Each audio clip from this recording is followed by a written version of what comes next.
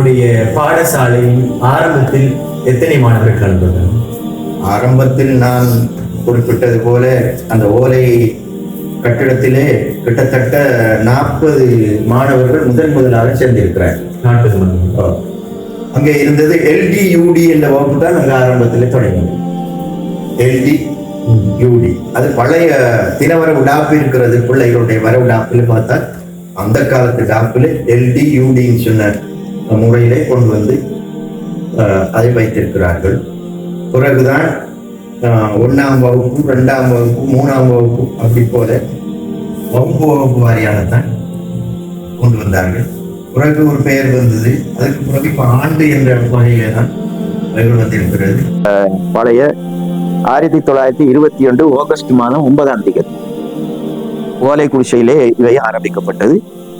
பிறகு 1927ஆம் ஆண்டு அளவிலே இப்பொழுதும் சொல்வார்கள் டி வடிவிலான ஒரு கட்டிடம் கட்டி நான் அதிலே தான் போய் சேர்ந்தேன். 1953 கீழே இருந்துதான் நாங்கள்லாம் படித்தோம். கொப்பிகள் எதுவும் இருக்கவில்லை. கற்பலகை என்ற வகையில கற்பலகை வைத்து எழுதுவோம். அங்கே 4 பாடம் தான் இருந்தது. கணிதம். அந்த கணிதத்திலே 4 பிரிவு கூட்டல் கழித்தல் பிரித்தல், கூட்டல் கழித்தல் பெருத்தல் பிரித்தல், இப்படியாக 4 மாடல். வாசிப்புல உமாபாசகம் பாலபோதினி என்ற புத்தகங்கள் அவைகள் இப்பொழுது இல்லை. பிறகு தமிழ் மொழி என்று வந்தது. இப்பொழுதும் தமிழ் என்று வந்திருக்கிறது என்று நினைக்கிறேன். இவைகளை மாத்திரம்தான் குறுகிய வட்டத்துக்குள்ளே வைத்துக் கொண்டிருந்தார்கள். 5ஆம் ஆண்டு வரை தான் இருந்தது. நாங்களும் அந்த பாடசாலையிலே சென்று படித்து விட்டுத்தான் நான் 1965ஆம் ஆண்டு மதரசாவுக்கு போக வேண்டும் என்ற ஆசையோடு நான் விலகி சென்றேன். முன்னே காலத்தில் இருந்த பாடசாலையுடைய நிர்வாகம் எவ்வாறு? முக்காலம் ஆசிரியர்களுக்கு நிறைய ஒத்துழைப்பாக ஊர் மக்கள் தான் ஒத்துழைப்பு செய்தார்கள்.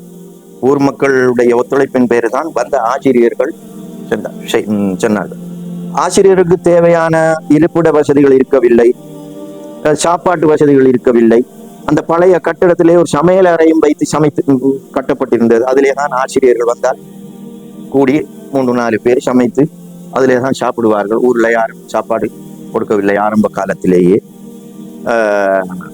ஊருக்கு விட்டு லீவு விட்டு போகும் பொழுது இங்கே நமது கிராமத்திலே இருந்தது கிராம முன்னேற்ற சங்கம் என்று சொல்லி முன்னேற்ற சங்கம்.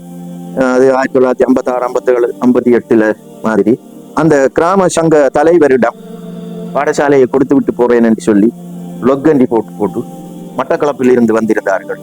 பெரிய நீலாவணி நீரா இந்த ஆரோக்கியம் சார், நாங்கள் ஐயா என்றுதான் அவர்கள் சொல். மட்டக்களப்பு பெரிய நீலாவணையில் இருந்து நீண்ட காலமாக அதிபராக இருந்தார்கள் ஆரோக்கியம் சார்.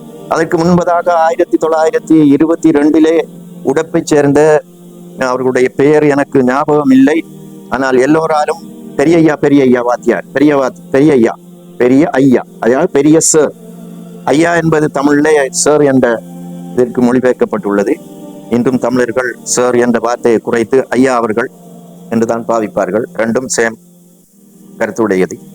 எனவே பெரிய ஐயா என்ற ஒரு வாத்தியார் இருந்து இந்த மதரசா இந்த பாடசாலையை கட்டி காத்துக்கொண்டோம். படிப்படியாக அப்படி இருந்து 1965, 67 தான் முஸ்லிம் ஆசிரியர்கள் இங்கே நியமனம் பெற்று வருகிறார்கள். தனித்தமிழாகத்தான் இருந்தார்கள். எங்களுடைய மூதாதையர்கள் எல்லாம் தமிழ் ஆசிரியர்களிடத்தான் படித்தார்கள். காரணம் முஸ்லிம்களிடத்திலே கல்வி தாகம் இருக்கவில்லை, படிப்புக்கிறதும் இல்லை. கொஞ்சம் படித்தால் ஏதாவது ஒரு எழுத்து ஒரு மருந்து சிட்டையை வாசிக்க தெரிஞ்சால் போதும் என்று சொல்லி பெண் பிள்ளைகளையும் ஆண் பிள்ளைகளையும் கொஞ்சம் வந்த உடனே நிறுத்திக் கொள்வார்கள். இப்பொழுது 10-20 வருட காலமாக தான் இந்த கல்வி தாகம் எல்லா பக்கங்களிலும் முஸ்லிம்களிடையே மிக மும்முரமாக ஊடுருவி கொண்டு வந்திருக்கிறது. இந்த அளவு நம்ம பின்பு 8ஆம் தரத்துக்கு உயர்த்தப்பட்டது நம்ம பாடசாலை. பிறகு OL SSC GSC எப்படி என்று சொல்வார்கள், அதற்கு உயர்த்தப்பட்டது.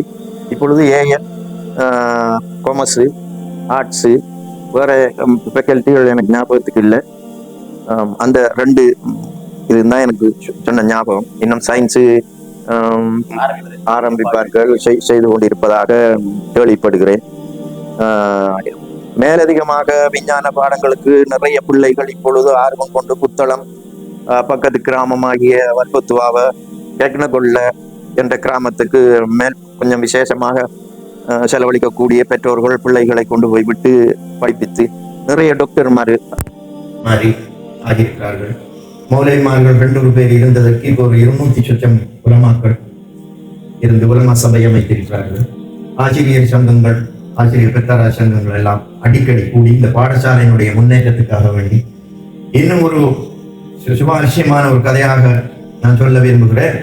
இதற்கு 30-40 வருடத்துக்கு முன்பு படிப்பித்த ஒரு ஆசிரியரை இப்பொழுது நம்முடைய பாடசாலைக்கு முன்னே ஒரு வாகனத்திலே கொண்டு வந்து நிறுத்தி இறக்கிவிட்டு மதவாக்குளத்து முஸ்லீம் பாடசாலை எங்க என்று கேட்டால் அவர் கண்டுபிடித்துக் கொள்ள மாட்டார். பாடசாலையை சுற்றி பெரிய வனாந்திரமான காடுகள் இருந்தது, யானை வரக்கூடிய காடுகள். அது 1965-60 முன்பதாக பெரிய மரங்கள் எல்லாம் புலா மரம், மாறா மரங்கள், நிறைய மரங்கள் இருந்தது. அப்படியான காலகட்டத்தில் தான் அவர்கள் மிக சிரமத்துக்கு மத்தியிலே தமிழை இருந்த மக்களுக்கு படித்துக் கொடுத்தார்கள். அதன் பின்னர் இப்பொழுது நிறைய ஆர்வங்கள் பிள்ளைகளிடத்திலும் வந்து இருக்கிறது. பெற்றோரிடத்திலும் எப்படியாவது தன்னுடைய பிள்ளை படிப்பித்து ஒரு ஆசிரியராக ஆக்க வேண்டும் என்று பெண்களும் போட்டி போட்டுக்கொண்டு ஆண் பிள்ளைகளை விட முயற்சியாக சர்வ கலாசாலையில் நிறைய பட்டம் பெற்று கிட்டத்தட்ட 30-40 பட்டதாரி ஆசிரியர்கள் பயிற்றப்பட்ட ஆசிரியர்களும் இப்பொழுது மகாபுரத்தில் நிறைய காணப்படுகிறார்கள். உண்மையிலேயும் பாடசாலையை முன்னேற்றுவதற்காக பலர் கஷ்டப்பட்டுக் கொண்டிருக்கின்றார்கள். அப்படிதானே?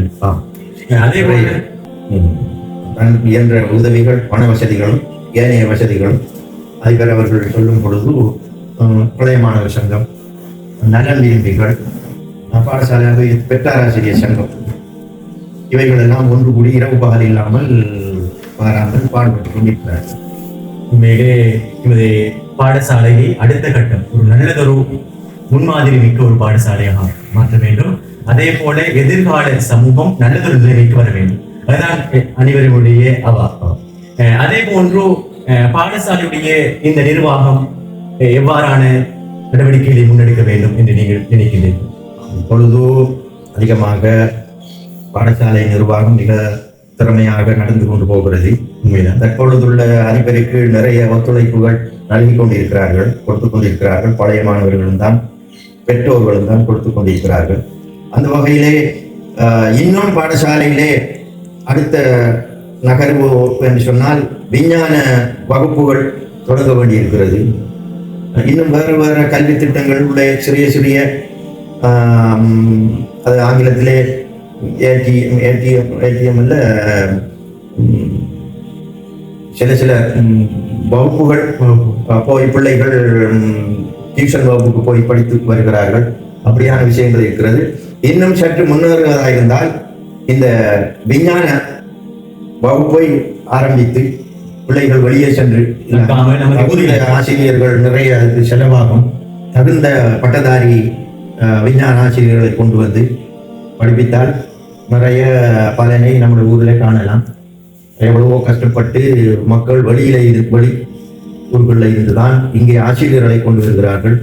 அதை நிறுத்தி இங்கே ஆசிரியர்களை உருவாக்குவதற்குண்டான முயற்சி பட்டதாரியால் பல கலைகளிலும் எல்லா கலைகளையும் பயிற்றப்பட்ட ஆசிரியர் மதவாக்குளத்துக்குள்ளே உருவாக்குவதற்குண்டான முயற்சியை நாம் எடுக்க வேண்டியது எல்லோருடைய கடமையுமாக இருந்து கொண்டிருக்கிறது. அதே போல அடுத்த விடயம்தான் எங்களுடைய பள்ளி வாயில் பாடசாலை. அடுத்த விடயம் எங்களுடைய மദ്രസ அரபு கலாசாலை. அதன் உருவாக்கம் எந்த கால பகுதியில் இருந்தது?